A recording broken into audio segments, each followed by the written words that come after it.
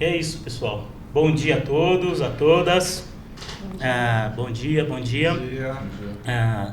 Começamos aqui o podcast, Justiça no Podcast, o Pode Justir. E prazer enorme, satisfação enorme dividir a banca com todos aqui. Primeiro, agradecer a Deus pela oportunidade de ter tirado uma ideia e ter pessoas que abraçaram, né? Denis, Gustavo, Maiara, nossa produtora fantasma, ao Antônio, nosso produtor, e a Raíssa, né? Agradecer a família, agradecer a todos aí. E bom dia, né? Denis, obrigado. Acreditou desde o começo. Gustavo, a mesma coisa. Raíssa, agradecer o professor Armando Takeu, que escolhemos ali. Venho falando aí nos últimos dias que precisávamos de alguém maior que o programa para dar embasamento a gente, né? E o professor foi escolhido. Muito obrigado, professor. E vamos lá. Eu tive essa ideia. Hoje eu estou no segundo semestre de Direito, eu e os caros colegas aqui. E entrou no primeiro semestre um amigo meu de infância. E ele, numa aula do professor Takeu, falou: Kleber, o que é STF? Eu falei: meu Deus, e agora? O que eu vou fazer para ajudá-lo? Tive a ideia do podcast, como já falei, todos abraçaram. E a gente vai contextualizar aqui, trazendo... Até isso casou, né, Denis? Sim. Trazer o primeiro semestre que a gente teve, com filosofia, antropologia, né, sociologia, para ajudar o pessoal que é do primeiro e vocês que querem fazer, né, direito, gostam do direito. E a gente vai tentar aí trazer aí um semestre inteiro em meia hora. Tomara que o professor consiga. E é isso. Obrigado a Deus, obrigado a todos. Denis, com você. Bom dia a todos os ouvintes, a todas as ouvintes, a todos que estão aqui na mesa, ao professor Takeu, muito bom dia, muito obrigado. Bom, vou me apresentar. Eu sou o Denis, sou um homem preto de pele não retinta, que talvez se entenderem como um homem preto de pele não retinta aos 22 anos de idade. Isso é mais importante do que o meu currículo. É um convite imenso aqui estar nessa mesa, é um prazer imenso estar aqui com todos aqui, com a Raíssa, com o Gustavo, com o Kleber. Quando o Kleber faz o convite, a gente alinha muito as nossas histórias, né? a nossa trajetória, né? Somos pessoas periféricas que estamos lutando para chegar em alguns lugares que não é possível a gente chegar, né? Disseram pra gente que não é possível a gente chegar, a gente está mostrando que é o contrário. Então, nessa perspectiva, a gente vem tentar trazer, como o Kleber já trouxe, uma possibilidade de a gente tirar dúvidas de companheiras e companheiras, mas também de mostrar para muitos que estão aí que não é tão difícil assim estar no direito. E a ideia aqui é trazer esse professor que tem um embasamento teórico fantástico para nos ajudar a desmistificar e também falar um pouquinho da sua trajetória. Passar a palavra agora para o Gustavo, que ele vai se apresentar também. Bom dia a todos. Eu sou o Gustavo, decidi fazer direito com o intuito, né, de mudar coisas que eu vi durante a infância, e atualmente eu trabalho na área de tecnologia, né? Sou analista de tecnologia. E o intuito mesmo de eu fazer direito, porque eu sou apaixonado pela ética estabelecida, né, no curso, e por coisas que eu vi que eu acho que não são justas, né? E se Deus quiser a gente pode mudar isso, tá bom? Passar a palavra para a Raíssa. Oi gente, bom dia, eu sou a Raíssa, sou a representante das mulheres nessa mesa de hoje, representante da causa LGBT também.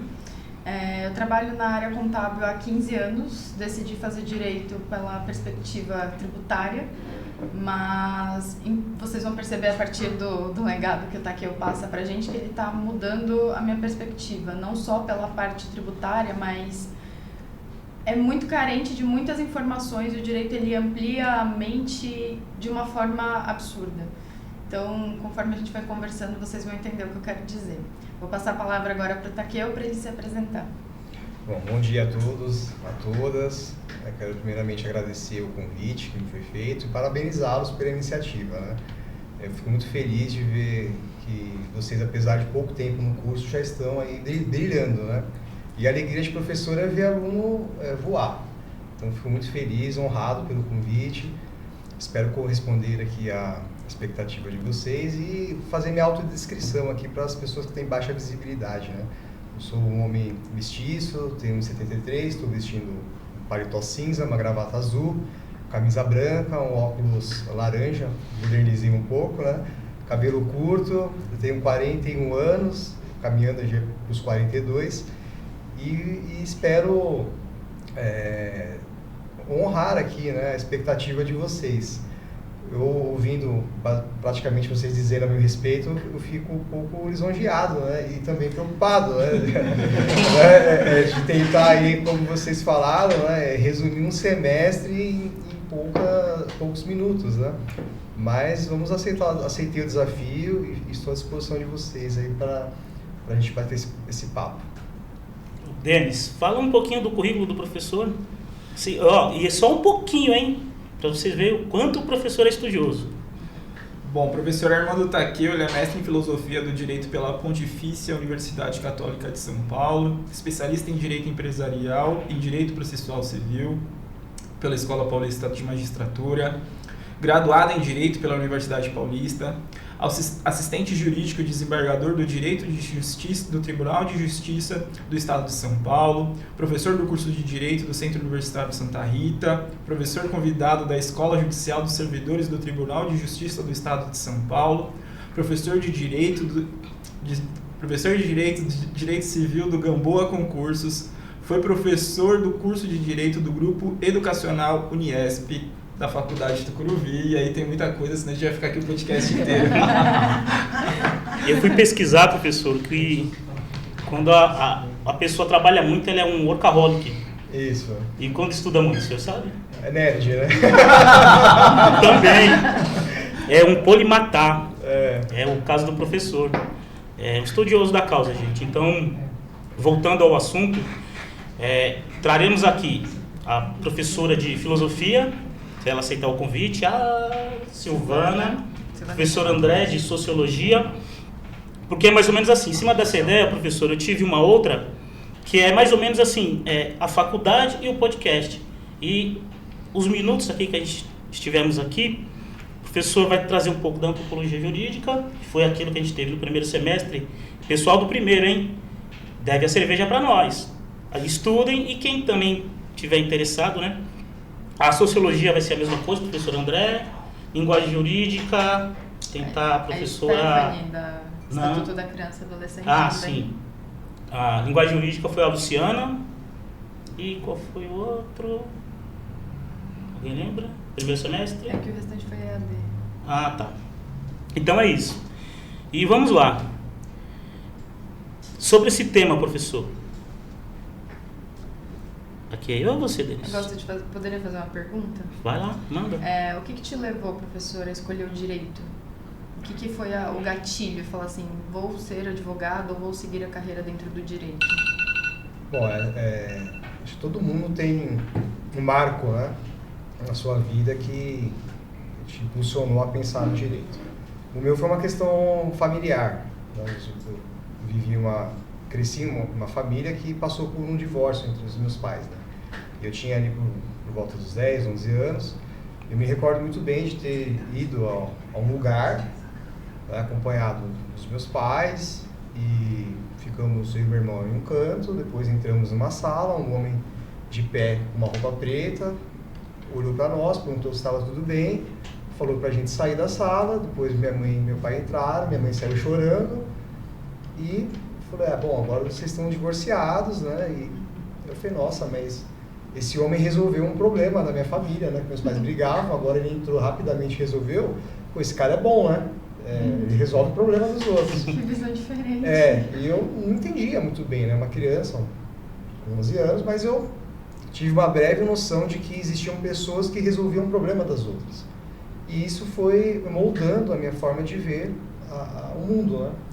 E depois, ao longo dos anos, eu fui descobrir o que era aquele processo, né, que eu tinha experienciado, que era um processo de divórcio, que aquele homem era um juiz, e os homens de terno e gravata eram os advogados, e existia um sistema de justiça, e quem quisesse trabalhar no sistema de justiça deveria cursar direito. Eu fui o primeiro assim, na minha família a fazer uma faculdade, né, nível superior, então não tive muitas orientações.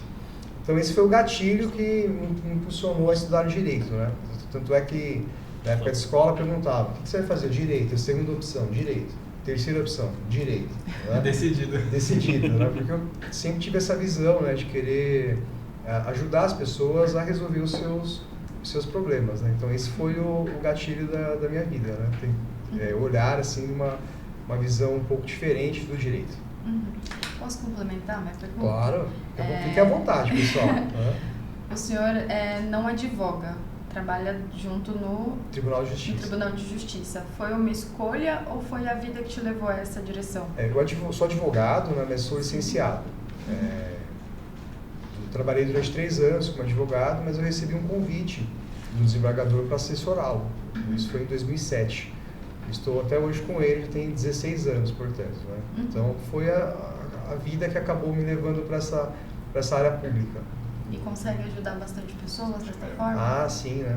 Porque como eu tenho esse viés, né, de querer fazer o certo, eu sempre quando eu tenho um processo para analisar, eu analiso o mesmo processo. Né? Tem pessoas que acham, é mais um, né? É mais um processo. Não, o processo ali, ele tem pessoas reais, né? Pessoas que estão ali com seus dilemas, com as suas realidades, então nós precisamos ter um olhar atento. Eu costumo dizer, né? As pessoas falam assim, poxa, mas estão litigando, discutindo aqui por causa de R$50. Eu falo, R$50 para você pode ser uma banalidade. Para aquela pessoa, é tudo para ela. Né? É muito para ela. Então, eu sempre tento ter esse olhar, né? De enxergar as pessoas por trás do processo. Essa visão, que acho que é o que vocês mais percebem, essa visão humanista, né? De enxergar não só o processo, o sistema de justiça, mas a realidade das pessoas. Para quem não entende o que significa litigar, de uma forma bem simples assim, qual é o seu trabalho?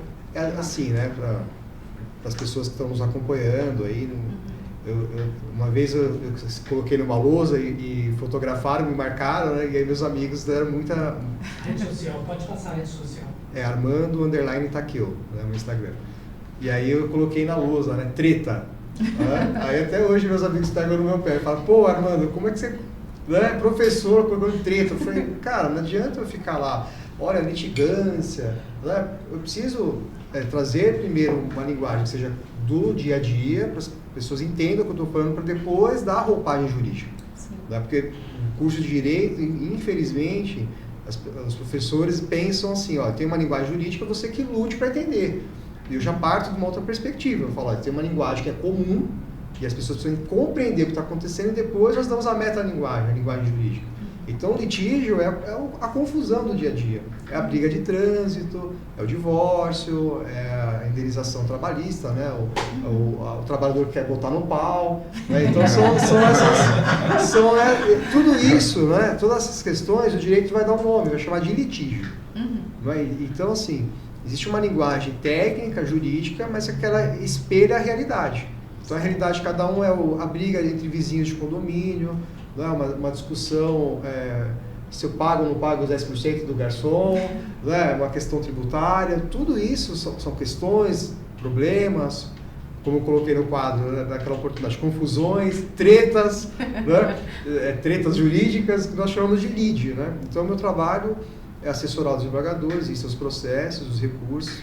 Eu faço a análise do recurso, né, e elaboro uma minuta de voto, submeto a apreciação dele para ele depois dar o talento final dele lá. Okay. Basicamente é esse trabalho, que é muita coisa. Sim, mas eu estou entendendo. Obrigada. Gustavo, você fala que o Lucas é um parceiro nosso, estuda com a gente, é ele que traz os problemas, né? Põe no pau. Toda hora ele fala isso. E os professores falam o que pra gente? Pelo amor de Deus, não vai fazer mais isso. Não vai mais falar isso. Ô, professor, primeiramente, né, deixar claro, elogiar o senhor, né? Porque o senhor é um dos homens mais inteligentes que eu conheci até o momento da minha vida, né? 24 anos. Mas eu tenho que fazer essa pergunta que está engasgada há um tempo já. Juridicamente falando, o Palmeiras tem ou não tem Mundial? Olha, primeiramente eu agradeço, né, pelas palavras. Não é falsa modéstia, né, mas eu não me considero toda essa sumidade, né. Por trás de mim existem, né, e existiram muitas pessoas muito boas, né, então Eu não sou essa pessoa do nada, né? Eu tive auxílio de muitos bons professores.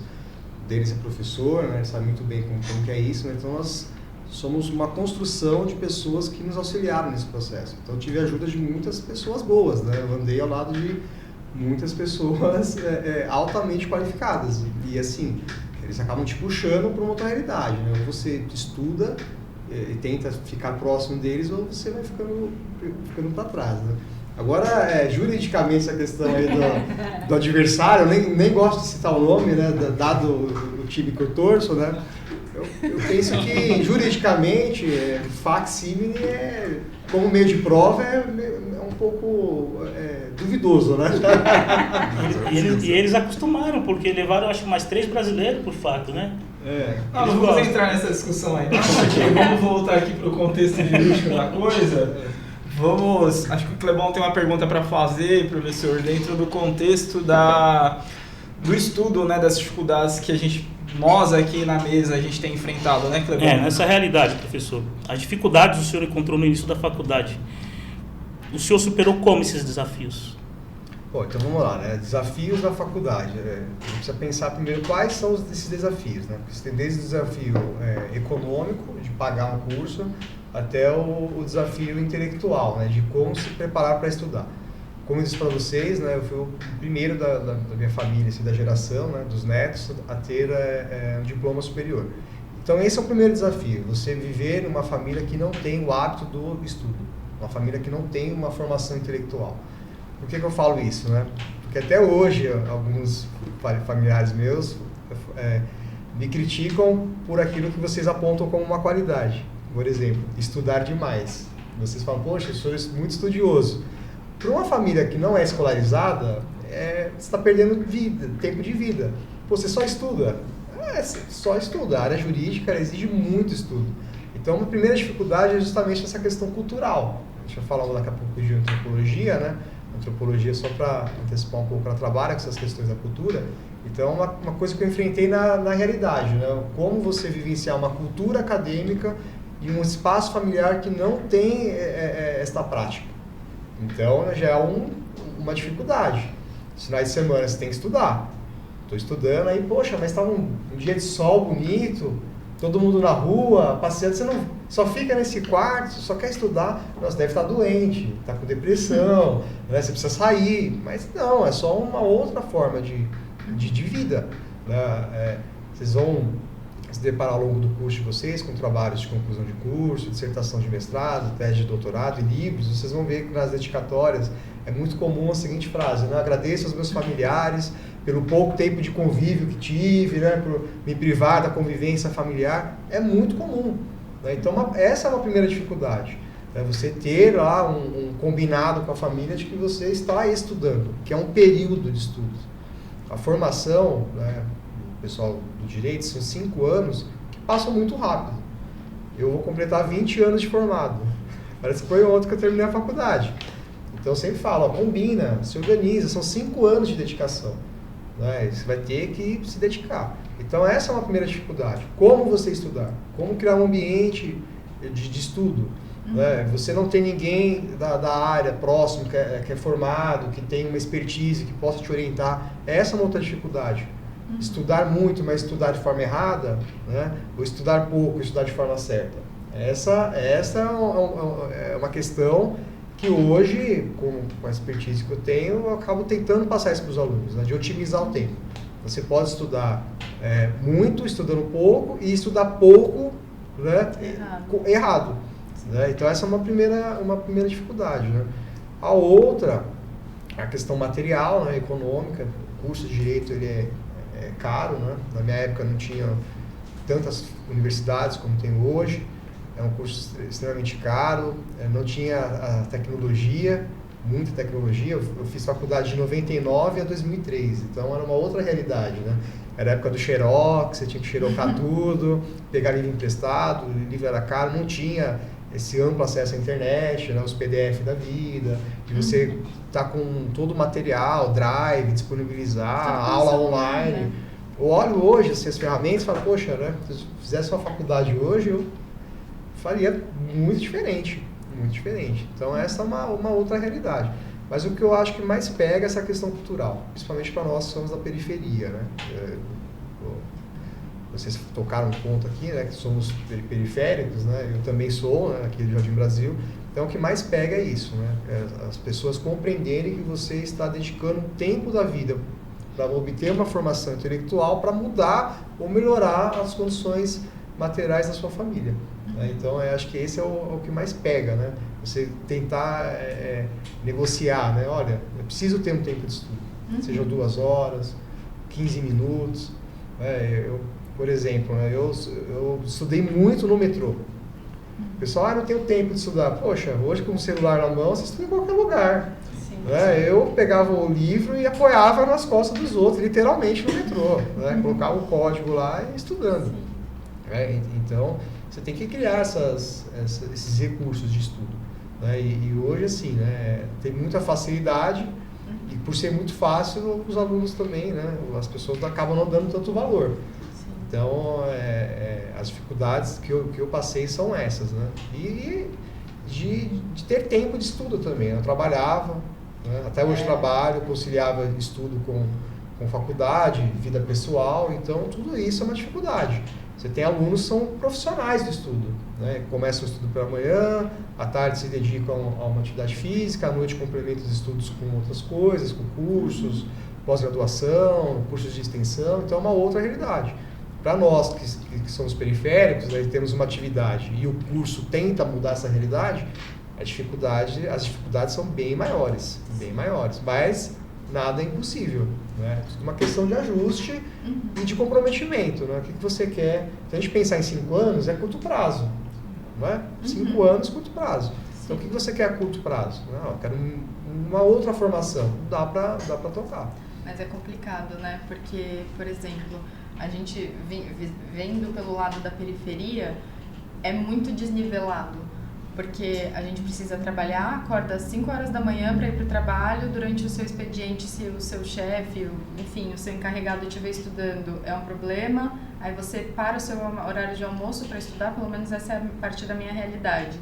Sai do seu trabalho, já vai para a faculdade e, além de toda essa correria do dia a dia, ainda existe a pressão em algumas famílias da família não entender, como o senhor falou, de você estar estudando.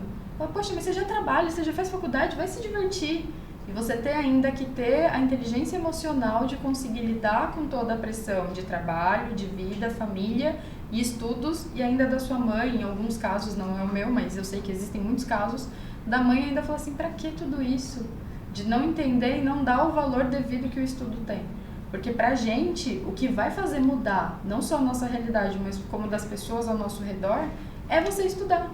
É você ter a inteligência emocional, que não é fácil de conseguir segurar todos esses pratinhos ao mesmo tempo e conseguir chegar no final do ano e falar assim, consegui, me formei, passei.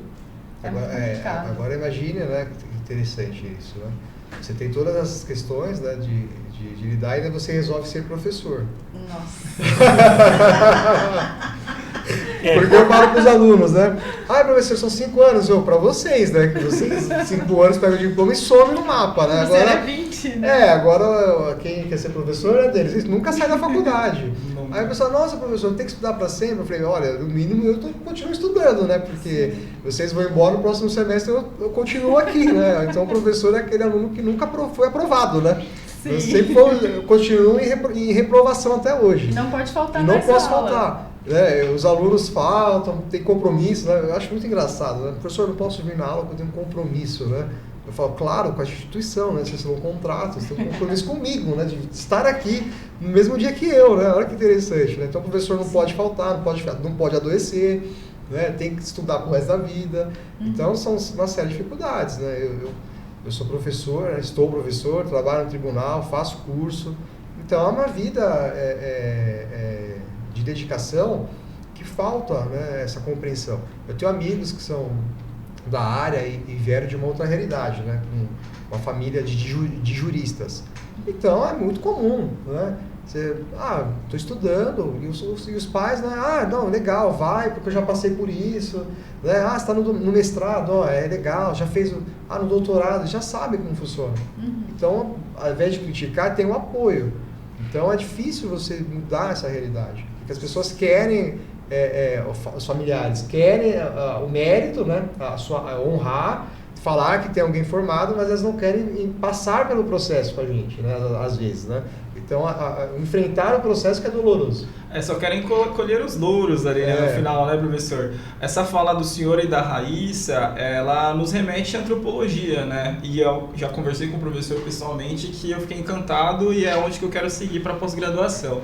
Mas a gente pensar nessas dificuldades, a gente pensa também nas opressões que a população sofre dentro dos seus devidos lugares, né? Então, existe aí algumas segregações aí muito explícitas. A gente vai pensar no recorte de raça, de gênero, de classe, né? Já dizia a interseccionalidade de Carla Acotirene, de Jamila, mas enfim...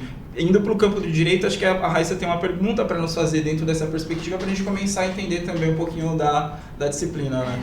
Na verdade, a gente recebeu uma pergunta de quem está nos assistindo. Vai para a área do âmbito do direito ambiental, que no caso, para quem não sabe, o professor ele dá essa matéria para a gente. A Day, ela falou assim: no terreno que possui atrás da casa da minha avó, tinha uma mangueira com mais de 2 metros de altura que meu avô plantou há muitos anos atrás, quando ele ainda estava construindo a casa. Só que essa árvore cresceu tanto perto da casa que as raízes estavam entrando debaixo da casa. A avó decidiu cortar uns anos atrás e quando questionou por que ela não cortou, ela disse que precisava de uma licença da prefeitura. Mesmo sendo um lugar privado, por que teria que ter essa permissão para cortar? E em caso da árvore muito grande ou pequena, também precisa? Então, vamos por partes, né? Antes de mais nada, deixa eu só pontuar algumas questões aqui, né? Tá bom. Nós vamos trabalhar um pouco sobre a questão da antropologia, né? E só para vocês verem como que o direito é. Na minha época de faculdade não tinha essa matéria. Não existia antropologia do direito. Né? Você tinha as matérias muito básicas, né? E hoje as pessoas falam, pô, o senhor dá aula de antropologia do direito, né? Que legal, né? Então eu tive que me preparar para encarar essa matéria. Então veja alguns desafios, né? O próprio direito ambiental. Você tinha lá na grade entre 99 e 2003 muito pouco, não era a prioridade do curso. Então o direito ele tem essa mutação também. Né? Então nós que somos da área, vocês que querem trabalhar, tem que ter muito em mente isso, que você nunca vai parar de estudar. Nunca vai parar de estudar. Né? Então as pessoas falam assim, mas se formou, acabou. Acabou. O que é o curso de direito? Né? De uma forma bem básica, assim que eu costumo dizer, que é um curso de alfabetização jurídica. Você aprende a alfabetizar alguém juridicamente, para compreender os conceitos, saber onde procurar as coisas, né? E depois você vai ter que aprimorar isso. Né? Então, a antropologia, né, foi a disciplina que eu lecionei para vocês, ela não tinha uma importância que hoje tem, mas ainda assim ela é carente de uma efetiva compreensão. Quando eu falo, né, que eu dou aula de antropologia, as pessoas falam, poxa, isso daí é perfumaria jurídica, não serve para nada, não resolve problemas reais. Né? Eu falo, poxa, como não resolve? Me ajuda no mínimo a compreender a sociedade. Né? E aí essa questão da poda de árvore, né, você tem duas questões envolvidas. Primeiro, o direito de vizinhança. Né? Então, como as raízes estão profundas, ela pode comprometer o imóvel vizinho. E aí a poda da árvore, como ela envolve uma questão de segurança, ela precisa ter efetivamente uma autorização da prefeitura, né, justamente para avaliar a melhor forma de realizar a poda. Né, porque não basta você ir lá e começar a cortar pelo tamanho, uma mangueira, né? Você começa a podar a tomba e danifica o imóvel do lado, aí nós vamos ter uma lide. Vai ter um problema com o vizinho, né? Vou ter um problema com o vizinho, vai ter o barraco, parabéns, você descobriu que é a lide. Né? Então, na prática. Né? Então é assim que funcionam as coisas. Né? Por isso que precisa ter uma autorização da prefeitura para eles viabilizar o plano de poda. Né? De repente ir lá e falar, olha, como que eu podo uma árvore? Né? Não é um bonsai. O bonsai, se você manipular errado, você já mata a árvore, não é assim? Mata. Você mata, imagina uma árvore, você mata pessoas, pode ficar imóvel, né? Vizinhos. Então por isso que precisa ter essa autorização. Perfeito, obrigada. Nada. Denis? Não, acho que a gente voltando, não sei se a gente pode combinar com os ouvintes, né? Porque a gente acha que o caminhar do nosso podcast hoje é a intenção do foco de antropologia, mas que a gente quer abrir para perguntas também. Então a gente conseguiu direcionar agora para antropologia e as perguntas que forem chegando, a gente vai fazendo ao final, professor, no momento de microfone aberto. Pode ser? A gente pode combinar assim? Perfeito. Então, só voltando então, professor, na questão da antropologia, a gente queria então que o senhor explicasse um pouquinho o que é a antropologia jurídica, né, e qual a sua importância para o direito, dentro dessa perspectiva que a gente está trazendo, né, então pensando que tem as grandes dificuldades, pensando, o senhor trouxe o recorte, o senhor, em relação à classe, a gente já falou sobre os outros marcadores sociais, mas dentro da perspectiva do que a gente estudou com o senhor. E falando rapidinho, professor, prestem atenção que, como o pessoal que chegou do primeiro semestre agora junto com a gente, não teve essa aula ainda, Sim. né? A gente já teve, então é uma base fantástica para a gente entender muita coisa agora do segundo semestre. E eu digo, professor, que a antropologia, como o professor falou aí, mudou eu profundamente. Profundamente, o Denis sabe disso, né? Os contras que eu tinha de alguns fundamentos, algumas coisas na minha cabeça mudou muito, de verdade. Preste atenção, porque lá na frente vai ajudar muito vocês. Essa é uma questão interessante, né? Porque vocês tiveram antropologia no primeiro, que é o momento correto, né? Sim, sim. Mas lá na frente vai ajudar, esse é um problema, né? Porque você vai criando uma visão de mundo e depois vem essa matéria num outro momento do curso, ficam algumas questões, né? Poxa, aprendi tudo errado. O professor está certo, né? Ele é enviesado, como é que ficam essas questões, né? Então, só para vocês terem uma ideia, né? Pense em antropologia jurídica. Então, nós precisamos pensar primeiro em antropologia e depois no direito. Então, pensar em antropologia. A antropologia, ela compõe um tripé das ciências sociais. Né? Então, quando você estuda ciências sociais, você estuda sociologia, antropologia e ciências políticas. Então, a antropologia é um dos tripés de uma ciência chamada ciências sociais, que é o estudo da sociedade. Então, esse estudo da sociedade ele pode se dar de diversas formas, né? Dentro de diversas áreas. Eu posso estudar a sociedade pelo viés jurídico, pela perspectiva do direito. Daí que surge uma aproximação entre a antropologia e o direito. Aí nós vamos ter uma disciplina chamada antropologia jurídica. Pra vocês terem uma ideia, no semestre passado, eu lecionei antropologia e sociologia para o curso de psicologia. Né? E foi bem interessante também. Teve uma repercussão fantástica, justamente porque permitiu preparar preparar os psicólogos para essa leitura um pouco mais sofisticada da sociedade. Então, o que a antropologia ela vai propor é o estudo do homem ou da humanidade por uma perspectiva cultural. Né? Apesar de o homem ser um ser biológico, portanto universal, né? O que nos identifica no mundo? Nós temos a mesma identidade biológica, né? Temos a mesma estrutura biológica, então a mesma identidade. Mas ao mesmo tempo que somos semelhantes, somos diferentes. E o que marca essa diferença? Qual é o marcador da diferença? É justamente o aspecto cultural, a formação cultural e formação social. Então a antropologia ela vai se debruçar ao exame das diferentes formas de cultura no mundo.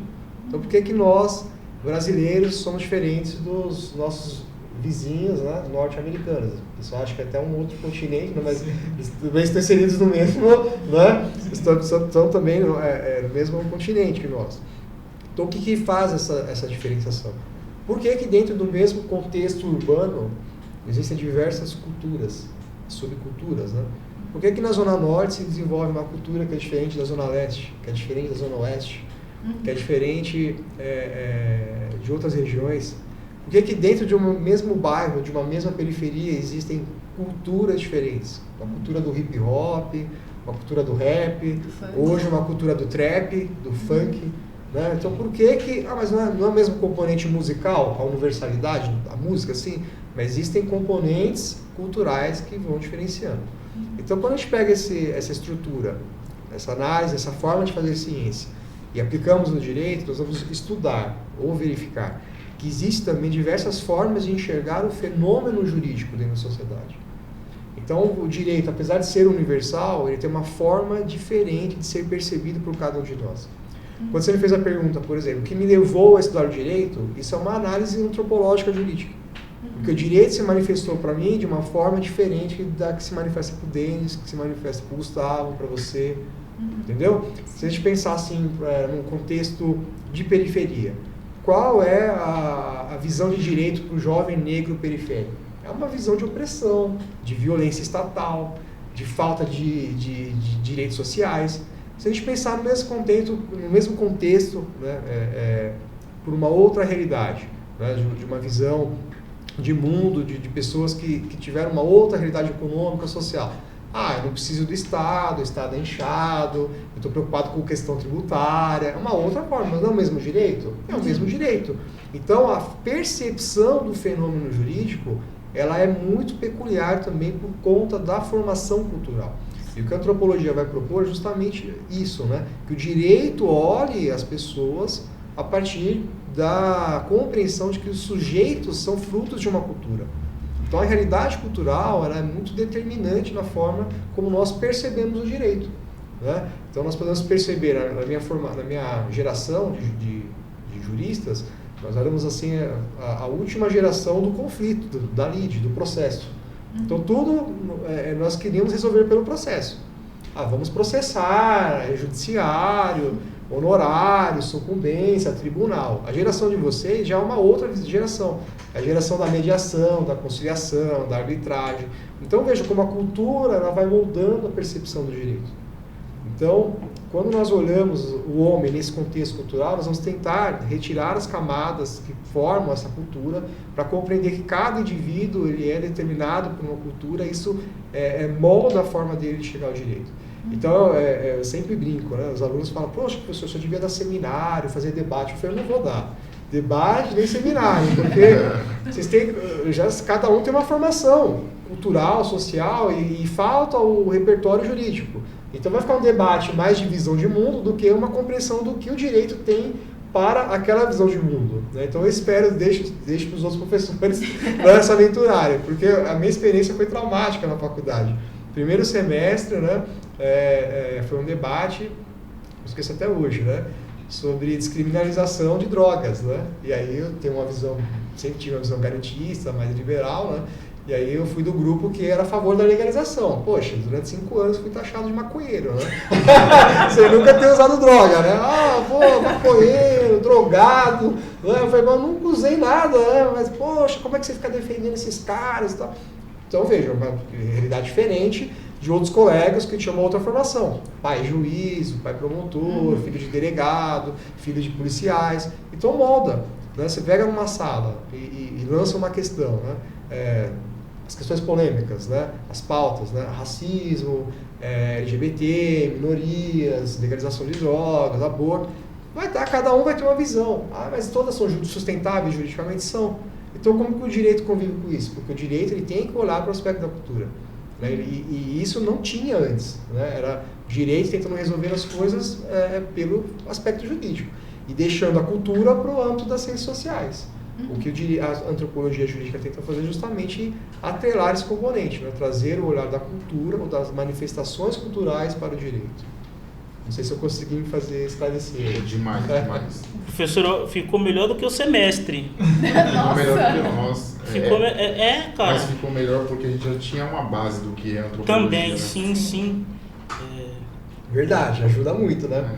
Porque na aula, né, é sempre aquela coisa, né? Tentar explicar o que é, depois dar o componente jurídico e rememorar isso. Esse que é o trabalho do professor. Né? Primeiro é despertar a curiosidade do aluno. O aluno ele tem que ele tem que ter a curiosidade pelo tema. Né? Porque se você tiver um professor desinteressado no tema, o aluno não vai ter interesse. Exatamente. Né? E aí fica aquele semestre maçante, né? Você não vê a hora de acabar. O professor quer entregar a turma, o aluno quer passar e fica aquela sensação de tempo perdido. Né? Então, o que sempre pauta as minhas ações em sala de aula é justamente trazer esse despertamento, né? De olha, existe aqui uma efetividade, dá para você pensar a sociedade de outra forma. Né? E eu acredito que eu tenho colhido bons frutos, né? Com os alunos, vocês principalmente sempre comentam, né, que foi um semestre muito bom e eu fico feliz por isso. Salutar. Foi salutar. Djamila Ribeiro, o professor passou pra gente e ela foi no Podpah. Maravilhosa. Fantástica. Só voltar um tema antes, só para sair do protocolo aqui, mandar um beijo para minha filha de 8 anos e minha filha de 21, porque as dificuldades que a gente estava falando aqui, minha filha está medicada, nada grave, mas está com uma alergia fortíssima, bronquite atacada, E coração apertado que tinha que estar aqui, e ela hoje fica comigo, sábado, a mãe está trabalhando. Aí minha filha mais velha está no 6º semestre de enfermagem. Liguei, dá para você ficar com a pequena? Beijo, filha, pai tá chegando. Daí eles vão para a próxima. Show. Professor, nós conversamos aqui sobre muitas coisas já, tá bem bacana esse bate-papo, né? E dentro dessa perspectiva o senhor trouxe um conceito que para mim me atravessa muito, como atravessa muitos de nós aqui na mesa, que é a perspectiva de raça, né? E aí eu tenho uma concepção sobre raça, né, pensando em estrutura. Se o próprio professor lá, o Silvio de Almeida, ele vai trazer para a gente que ele é estrutural, o racismo ele é estrutural e estruturante dentro da sociedade. Eu tenho aí um pensamento meu, né, enquanto estudante, enquanto pesquisador também, que existe aí um certo receio do racismo, da autorresponsabilização, né? Não, eu não sou racista. Né? E a gente tem a compreensão do que o racismo ele é estrutural, e eu estou falando de uma forma bem rasa. A nossa intenção é trazer então essa pergunta, o senhor explicar para os nossos ouvintes o que é o racismo estrutural e de que forma que ele afeta, principalmente pessoas pretas, no acesso e permanência no direito, não só no direito, mas como em muitas outras graduações, mas pensando que o direito também é um lugar meio que embranquecido, né? Assim dizer, se a gente for olhar para o nosso ordenamento jurídico, para o nosso Tribunal de Justiça, né, para os ministros, que não tem pessoas pretas nos representando lá. Então, você podia explicar um pouquinho para a gente o racismo estrutural e de que forma que ele acaba não dando acesso e permanência para pessoas pretas? Bom, primeiro vamos tentar compreender essa conceituação, né, que ficou muito popularizada, né, que é a conceituação do professor Silvio de Almeida, né, com o racismo estrutural. Então, o que o professor Silvio de Almeida vai nos apresentar é que o racismo ele é uma discriminação, né, por conta da raça, e que ela se perpetua dentro da sociedade por fatores históricos, culturais e institucionais. Então, a grande característica do racismo estrutural é que ela está enraizada na sociedade, ou seja, da base social até o mais alto topo, né, da estrutura, como você citou, a alta corte do país, né, você percebe marcadores raciais, o fator de discriminação.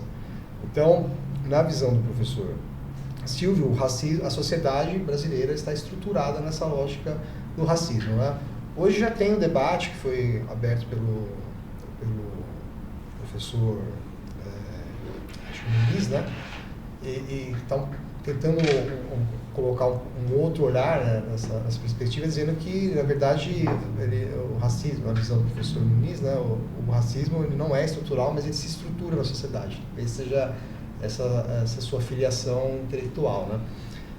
E claro, né, o direito ele tem também esse componente, né? Ele é impactado. Se o racismo, como o professor Silvio Almeida diz, ele é estrutural, ele está presente em todos os segmentos sociais, principalmente no direito, né? Você não vê, assim, vamos pensar assim no campo intelectual dos professores, você não vê muitos professores juristas negros ainda, né? São pouquíssimos. Então você tem todo um avanço social que precisa ser conduzido para romper a barreira do racismo.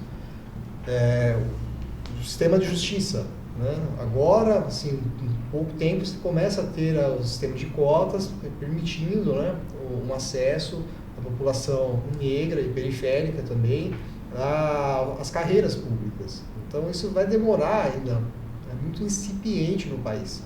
Porque se você pensar assim, né, poxa, não tenho muitos juízes e promotores negros, mas eu tenho um sistema de cotas para negros nos concursos públicos. Só que para chegar lá, você tem que ter uma formação jurídica. São 5 anos de faculdade.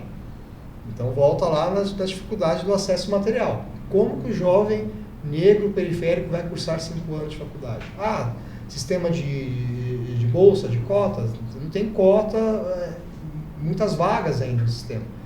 FIES foi um grande avanço, né? uma grande avanço social, que vai tentar, nessa lógica, permitir uma formação mais ampla, né, pelo jovem negro, para que ele possa reivindicar o espaço na estrutura de poder depois. E essa outra questão que você coloca, que é muito importante também, é do racista não se identificar com o racismo, né? Isso é o que se chama de ética da responsabilidade, né? Então falta esse componente ético, a pessoa perceber que ela foi criada e dentro de uma estrutura que tem um marcador racial e fazer um autopoliciamento, né? Dizer, olha, eu tenho alguns comportamentos que me identificam como racista, eu preciso mudar. Né? Só que isso exige uma ética, né? Um compromisso de você primeiro se identificar como alguém que precisa compreender uma realidade e assumir esse compromisso de se portar como alguém que é antirracista. Né? Não basta você saber que existe racismo, você tem que ser antirracista. E é esse movimento que falta na sociedade. Não é dizer assim que a questão racial é dos negros. Não, é de todos. Não é só dos negros. Os negros estão aí lutando pelo espaço. Nós temos que somar forças. Né? Como a Constituição diz, é o objetivo do Estado brasileiro, construir uma sociedade livre, justa e solidária. Então a solidariedade tem que se dar em vários espaços de luta. Né? Na luta racial, na luta de visibilidade da comunidade LGBT, em vários aspectos. O direito, na minha perspectiva, ele tem que ser instrumentalizado para dar vozes, não só voz, mas espaço. Porque dar voz, né? Tem que dar voz. Tá bom, pega um microfone, estou falando, a voz. Mas o que nós vamos fazer com a voz? Precisamos ocupar o espaço, precisamos ocupar os espaços. Né? Então eu tenho amigos que são negros eu tinha um amigo lá, né, que não queria concorrer para o sistema de cotas. Eu falei, cara, você tem que ir por cotas, meu. Você tem que ir lá, faz o concurso. Né? Não, mas tá lá, vai, você precisa ocupar os espaços. Mas né, eu estimulo, né, os alunos negros estudem, tem um sistema de cota, usa a cota. Porque você tem uma chaga histórica no nosso país que vai demorar um tempo para mudar. E se não tiver esse avanço, né, se não usar o sistema que está aí, vai continuar com essa disparidade. Então a ideia é que a um curto prazo de tempo tenha alguns, né, representantes e alguns espaços de poder, no judiciário, né, na segurança pública, né, e em outros aspectos da sociedade. Não sei se eu consegui te contemplar aí na sua pergunta. Não, foi perfeito, professor. Eu acho que o sistema ele é tão perverso que a própria opressão ela vai fazer com que a pessoa ela não queira aceitar a cota, né? Porque a gente tem um processo de construção de identidade negra, né? E aí o próprio sistema opressivo ele vai dizer para você assim, não aceita porque cria seu estigma que você está dando um favor, né? O Fanon, né? Francis Fanon, um pensador importante aí do pensamento negro, né? Ele tem um texto que é fantástico, que eu recomendo a leitura, Peles Negras, Máscaras Brancas. Né? Então, tem que tornar-se negro. Né? Tornar-se negro e se identificar. Eu fico muito feliz quando você fala, né? Eu me reconheço como negro, não rede. É isso, né? E se identificar e lutar. Né? A luta, o sistema de cotas é muito importante, porque ele representa uma conquista histórica. Né? Então, de fato, né? Você tem essa questão da opressão, e a opressão ela forma a subjetividade. Né? Então, a forma como que nós nos portamos no mundo era resultado também de uma marcha opressora. Né? No campo da psicologia e a minha experiência com os psicólogos, né? Os futuros psicólogos, foi muito proveitoso nesse sentido, né? Que me fez olhar a antropologia por uma outra perspectiva também. Ela vai moldar a forma de compreensão do mundo. Não, se você tem lá famílias com uma visão mais liberal, né, uma visão mais progressista, você vai se formar um sujeito progressista. Se você tem uma visão, uma família opressora, a criança vai ser reprimida. Né? Ela vai ter dificuldade de romper, de falar em público. E é muito interessante para quem é professor, você é professor sabe muito bem disso. Né? Você olha uma sala de aula, principalmente nossa, do nível superior. Então você tem alunos ali com 17 anos e alunos com 60, 70 anos de idade. Então são alunos que representam diversas gerações, diversas formas de moldar o sujeito. Então você tem sujeitos ali que são resultados de uma forma opressora, sujeitos que estão em transição e sujeitos que têm uma visão muito progressista. Né?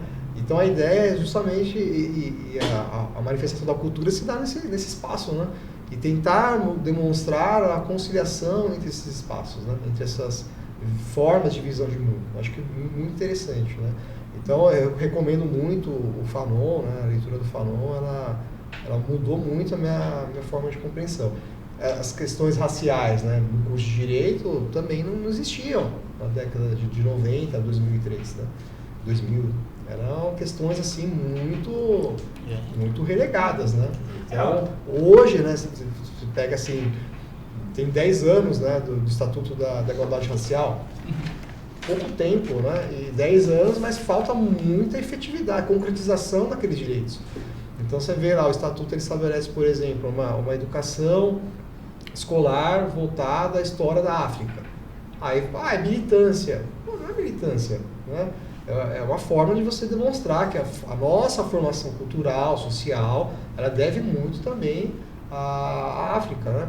A Lélia Gonzalez, uma outra pensadora negra maravilhosa, né? Ela tem um artigo, um texto, que ela fala do pretoguês. Ela fala que o nosso português foi moldado pela influência do negro, né? Então existem palavras que nós usamos hoje que não é do português de Portugal, que foram incorporados por culturas, né, por pessoas representantes da matriz africana, né? Então tudo isso molda a nossa construção social, né? A alimentação, a forma de ser, de se identificar. Então aí você tem o estatuto. Tá lá a educação. Poxa, mas beleza, vamos dar aula agora sobre formação. E tem professores formados, aptos? Não tem. Então você precisa formar os professores primeiro, né, para depois ter uma qualificação para lecionar. Porque se você pega esse conteúdo e dá na mão de uma pessoa que não tem muito interesse, ele não vai dar um conteúdo como deve ser ministrado. Né? Então você tem os entraves também da implementação desses direitos que são conquistados dia a dia. Né? E a conquista dos direitos, essa conquista histórica, ela se dá né, no plano da realidade. Né? E a realidade é sangue na rua.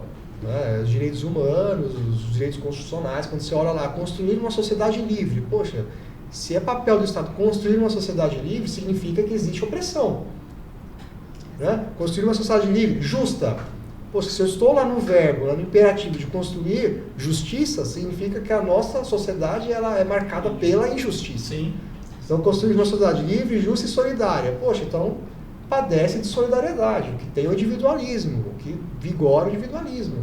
Então vejam como que a construção social ela precisa, né, de uma força que vem da própria sociedade para mudar essa realidade. E o direito ele garante, né, ele reconhece o direito, mas o direito ele não luta por si só.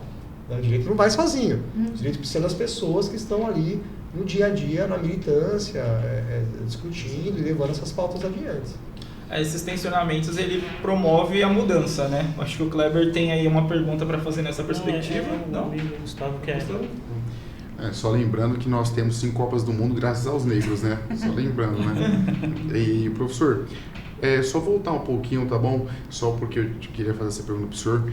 Por que o senhor é a favor da legalização da maconha e quais argumentos jurídicos o senhor usaria para responder essa questão?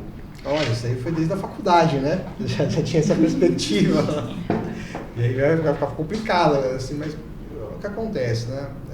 Você tem, ao longo da perspectiva histórica do nosso país, principalmente uma luta, né, contra a criminalidade, contra, né, algumas drogas, né? E os estudos mais avançados hoje já identificam que a cannabis ela tem um fator medicinal que pode ser muito útil no combate a diversas doenças, diversas patologias, como forma terapêutica, né? Então, assim, é claro que esse embasamento, essa posição que eu tenho, ela se dá com um embasamento teórico, científico, né? Não é só por uma questão de ideologia, né? Porque você é a favor, né? Você é usuário? Não, eu não sou usuário, não uso drogas, mas por conta desse critério medicinal, né? Eu acredito que esse componente, né? Esse fármaco, né? Ele pode ser utilizado como um aliado, né? Em combates de algumas coisas. Só para vocês terem uma ideia, né? Que sou um pouquinho mais antigo, né? Na geração dos anos 90, você tinha um tênis de uma marca super famosa, não vou citar o nome por questão de direitos autorais, mas era a marca Hemp. Ela utilizava as fibras, né, da cannabis para fazer tecido. E isso, ao longo da história, tem muita documentação, né? Na Índia, na China, em que a cannabis foi utilizada para tecidos de forma medicinal. Então é por isso que, em relação a cannabis, né, eu tenho esse posicionamento. Acredito que dá para ser utilizado. Tem um texto interessante de um pensador já falecido, que é o Jacques Derrida. Ele trabalha numa perspectiva chamada desconstrutivismo, né? Ele tem um texto chamado A Farmácia de Platão, né? E aí ele trabalha com uma palavra grega chamada fármaco, né? Que vai dar origem à palavra de farmácia e remédio. Então, qual a diferença entre o veneno e o remédio? Ele fala, a diferença é a questão de dosagem. O mesmo remédio em uma superdosagem pode levar a óbito, não é assim?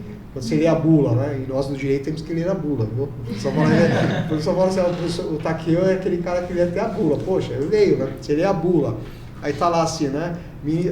Posologia é a dosagem. Ministrar um comprimido a cada 8 horas, não exceder. Porque ali é uma questão controlada. Então, se você tiver esse controle, né, da prescrição médica para um tratamento terapêutico, eu não vejo por que você ter esta restrição, né? Por isso que eu acredito que a indústria farmacêutica poderia se apropriar muito bem, né, desse componente. Certamente já tem muitos estudos nesse sentido e poderia ser utilizado como uma forma medicinal, né, bem efetiva.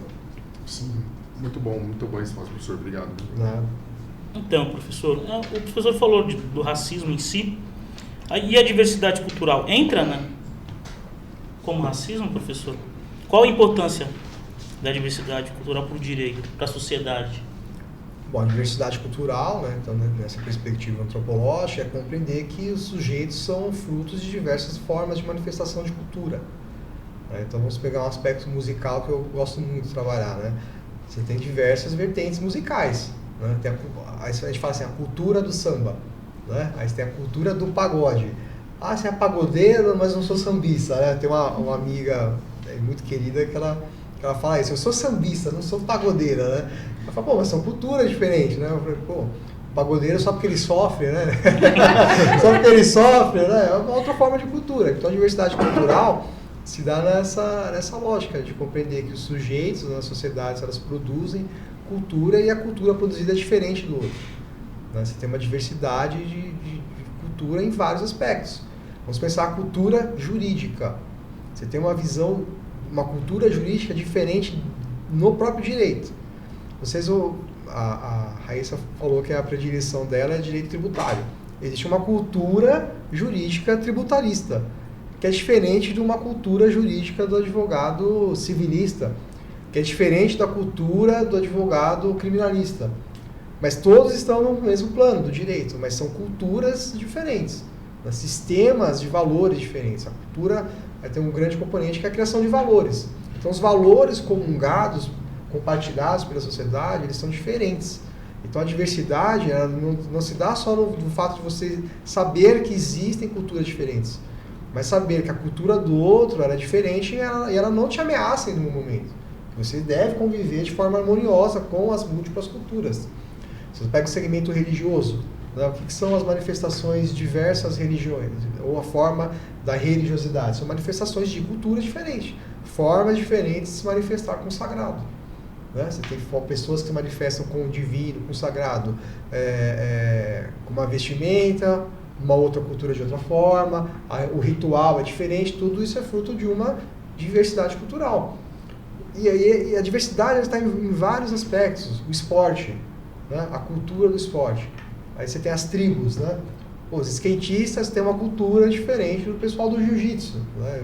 A comunidade que eu pertenço, das artes marciais. A linguagem é diferente, não é? O chamado idioleto, né? A linguagem privada de um grupo específico. Você vê atletas de uma modalidade conversando, você não entende, porque existe uma linguagem, né, própria, cultural. Então essa diversidade ela se dá em vários aspectos, que é o grande problema aí que as famílias enfrentam. Quais são os grandes entraves familiares, se não frutos de culturas que estão ingressando no ambiente familiar? Você tem a cultura, né? É muito interessante, né? Vai casar, né? Tenho 18 anos de casado, né? Tenho uma experiência, né? Ah, vai casar é o amor só. Não. É uma junção entre duas culturas diferentes. Né? A antropologia, o Lévi-Strauss, que foi um antropólogo muito importante, ele trabalha com a noção do casamento como sistema de aliança. Né? Então ele fala assim, olha, o casamento é um sistema de aliança entre dois homens e uma mulher. Por que dois homens e uma mulher? Porque um homem entrega a mulher para o outro se casar. E é sistema de aliança porque são culturas diferentes, clãs diferentes que estão se unindo. Então quando você casa, tem a cultura do homem, a cultura da mulher, a cultura, né, de dois homens, no caso dos casamentos homoafetivos, ou duas mulheres também, só que ali são culturas diferentes. Né? Na minha casa nós almoçávamos meio-dia em ponto. E na sua? Na minha almoça quando der fome. Se for domingo, é 3 da tarde. 3 da tarde. Mas isso está errado. Por que está errado? Fiz isso a vida toda. Aí fica essa discussão do certo e errado. E na verdade é uma questão cultural.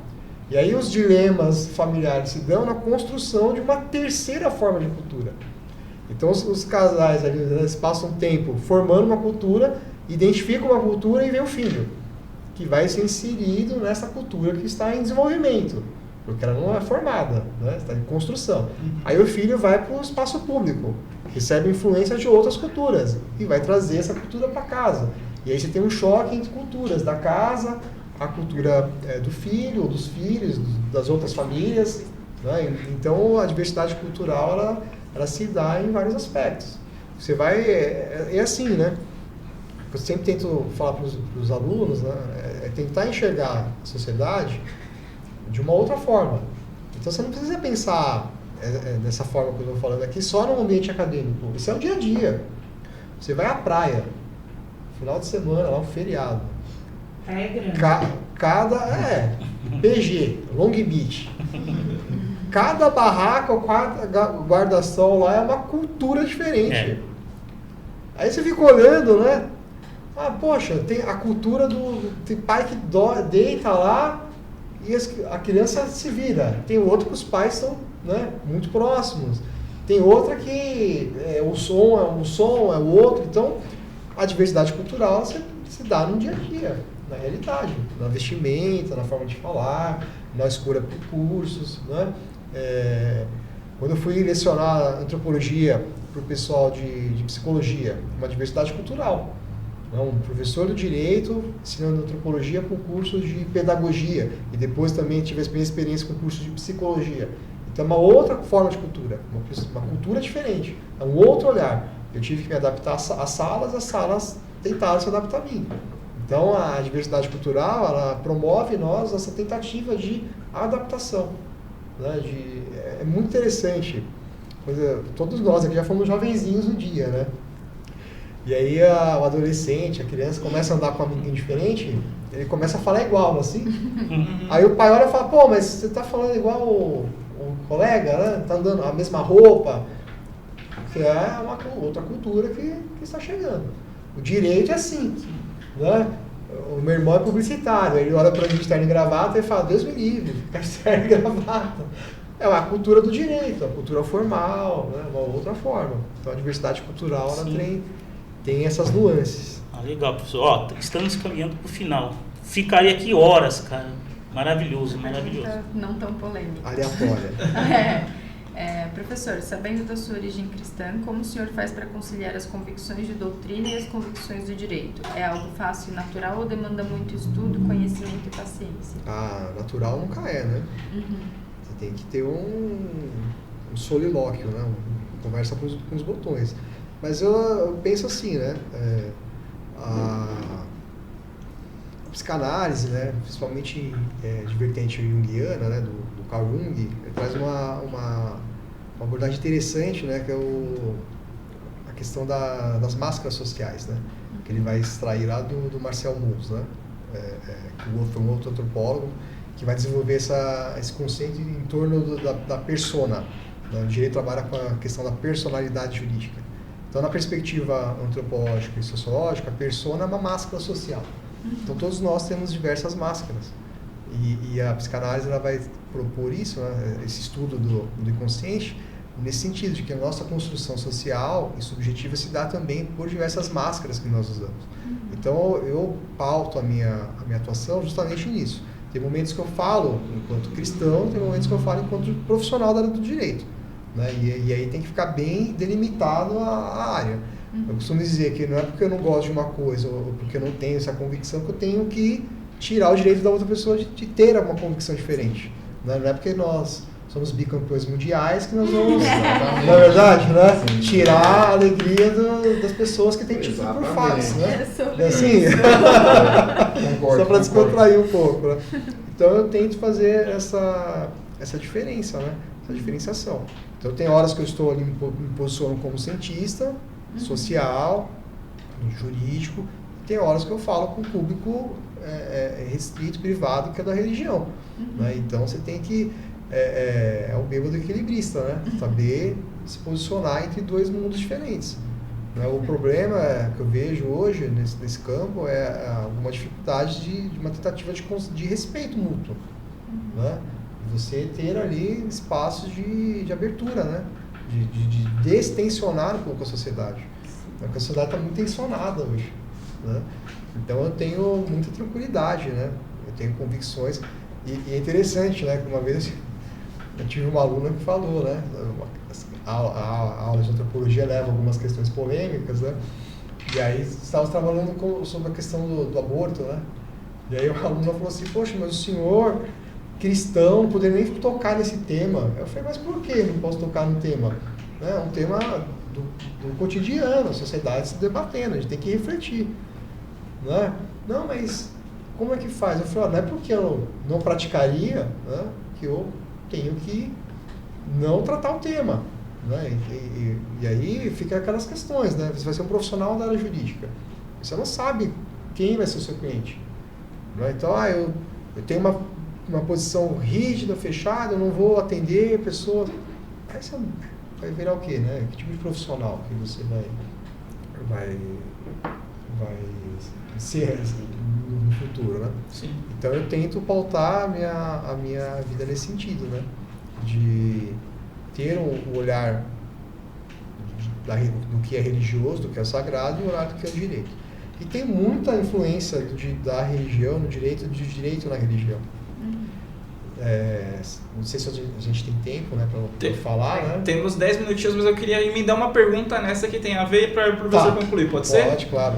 Professor, recentemente teve um advogado que ele foi com uma roupa social branca, não sei se você viu essa reportagem. Foi impedido de fazer ostentação. Exatamente. E aí eu vou trazer um contraponto, né? Houve até no nosso grupo algumas discussões, eu fiz questão de buscar também o outro lado da história, né? Que também existe alguns advogados e um advogado específico, o padre, que agora eu não vou lembrar o nome, que ele usa os seus elementos religiosos também e não foi impedido de adentrar os tribunais de justiça, né?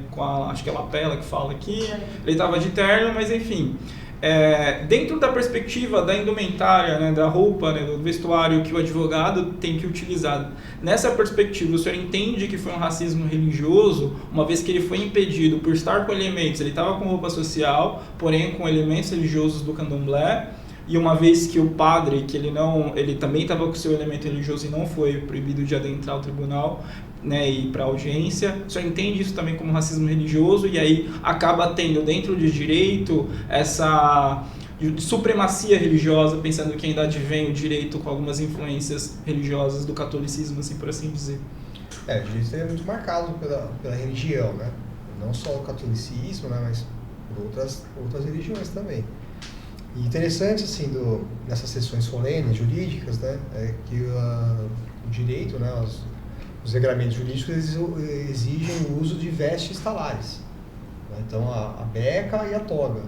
Justamente para que não exista, justamente para assegurar a igualdade entre os atores do sistema de justiça.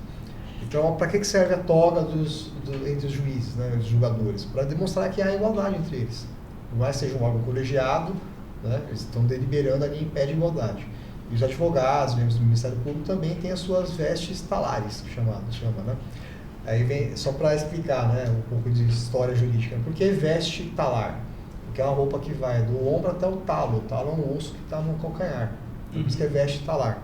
Então a ideia é justamente não criar distinção entre os atores naquele momento. Então pensa assim, né, se o sujeito ele tem essa exigência, tem que aplicar para todo mundo. Ou aplica para todo mundo, ou não comporta exceções. Né? Porque eu não posso privilegiar uma religião em detrimento da outra, só porque eu não concordo, tá certo? Como eu falei. Então, ou permite ou obriga todo mundo a usar vestes talares. Por conta da pandemia, nós tivemos alguns eventos interessantes, né? As audiências, algumas tentações se deram de forma virtual. Então, os advogados, juízes, promotores, emissores estavam em vários lugares do mundo, né? Estou falando do mundo mesmo, porque não necessariamente no país, mas trabalhando. E aí você via algumas pessoas assim, extremamente informais, né? Teve um episódio assim, muito emblemático que ficou aí para os anais do direito, com o advogado fazendo audiência na rede. Estava na rede, deitado, né? Aí o desembargador falou assim, doutor, né? Peço para que o doutor, vou suspender a sessão, peço para o doutor se recompor, porque apesar de ser uma audiência, uma sessão virtual, há uma tradição do direito e há uma exigência das vestes. Né? Ele falou, não vou exigir para o senhor usar a beca, né? Mas no mínimo uma gravata, uma camisa, né? Não precisa nem colocar o terno, uma camisa, né? Então tem essas questões, né? Aí assim, para não fugir da resposta, né? Se eu acho que teve um racismo, eu não posso afirmar categoricamente, né? Mas no mínimo teve uma disparidade de tratamento, no mínimo, né? Não foi observada a isonomia, a igualdade. Então, se eu permito uma religião cristã, eu devo permitir a religião da matriz africana. Eu não quero permitir nenhuma, então vestes talares, que é a tradição do Poder Judiciário, justamente para evitar esse tipo de constrangimento. Perfeito, professor. Obrigado. De nada. Bom, é isso, pessoal. Chegamos ao fim. Tem alguns minutinhos aí para todo mundo se despedir. Eu quero agradecer a nossa faculdade, a Unisan, Centro Universitário, que fica na Avenida, meu Deus, Jaçanã, número... Alguém sabe? Bom, se você tem interesse, vá lá, converse com o pessoal. Está aberto lá o processo seletivo para o primeiro semestre do ano que vem. Quero agradecer o pessoal que estuda com a gente, que participou de frente aqui, que é a Tainá, a Elisângela, a Tatiana, a Ineli, minha cunhada, que fez o logo, né, a Thalita. Inclusive a Thalita mandou um presente para o professor, que a gente vai entregar. A Elisângela fez as canecas. O pessoal da classe inteira, primeiro e segundo, muito obrigado pelo apoio. Os professores, a Daniele, nossa coordenadora, incentiva demais, sem palavras para ela, né? E deixa eu falar aqui, ó, Infinities Art, que é da Elisângela, 11 98202 8337, o Instagram dela. Da gravata, a Thalita, o professor ganhou uma. HT Modas, Feliz agora. HT Gravatas Acessórios. Vou mandar aqui o Insta. Mais uma para minha coleção. ht.gravata, tá bom? Pessoal, obrigado, da minha parte é isso. Raíssa. Só agradecer mesmo pela oportunidade, foi muito importante. E obrigado aos meus amigos e colegas aí. Nós estamos juntos quebrados. Vou entregar aqui o mimo. A Raíssa falou que não é presente, é um mimo, professor. Obrigado. É essa, Raíssa? É que amassou, né? Tem problema. Desculpa, professor, mas espero que Obrigado. Um outro mimo que a Raíssa comprou pro professor. Muito obrigada pela participação. A caneca do professor também. Olha, vários mimos aqui. É pro senhor voltar. Pra voltar, poxa, obrigado. E também trouxemos o senhor Mundial do Palmeiras. Pegaria a conexão aqui, hein? O ruim é que elevou o sarrafo, né? O próximo vai querer igual ou mais. Mas tá bom, eles merecem. Denis, você? Só agradecer todo mundo, né, todos aqui da mesa, o professor pela participação, a todos os ouvintes. Eu não falei, né, que a gente acabou aqui, mas Bolos da Té também tá aí no patrocínio, então Té Bolos Caseiro hoje tá 10% off, quem for lá pode chegar aqui e assistir a live, 10% de desconto em todos os produtos de bolo, sobremesas, café, tem o desconto. Esse é o mesmo bom, hein? Esse eu gostei. Té Bolos Caseiros, 10% de desconto hoje em qualquer produto lá da loja. E gratidão, queria agradecer especificamente a Raíssa e ao Kleber por ter me ajudado aí no processo muito doloroso essa semana. A conversa com o professor Takeu também no individual me ajudou bastante a estar aqui hoje. E a todos que me articularam e deram todo o suporte, gratidão ao Gustavo aqui conosco aqui sempre aí na luta para conseguir fazer que o podcast entre né, no ar e a gente consiga ajudar mais pessoas. Então, só gratidão, gente. Obrigado. Vamos juntos. Gustavo, Bom, agradecer todo mundo, né? Principalmente aos corintianos, né? Que palmeirense não gosto muito, Mas obrigada mesmo mas assim. obrigado mesmo assim. E é isso. E um abraço para todo mundo que nos assistem e menos para você, Renato. Tamo junto. acompanhe as redes sociais aí do podcast, pessoal. Justiça no podcast. Isso, @Justiça no Podcast, nosso Instagram oficial. Teremos outro programa. Estamos definindo 15 dias, 20. Outro professor, diga, professor.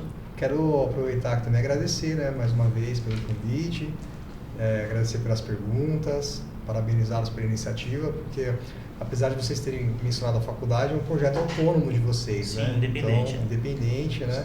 Acho que é importante frisar isso. Então, de parabéns. Primeiro de muitos, né? Desejo, Amém. faço votos que o projeto cresça, né? Aumente e se perpetue aí, vai passando de geração em geração. Eu tenho certeza que os professores que virão aqui vão abrilhantar ainda mais o trabalho de vocês. Parabéns mais uma vez e sempre que precisar, à sua disposição. Obrigado, professor. Obrigada. Professor. Tem que ver a hora de extensão, hein? Deixa registrado aí.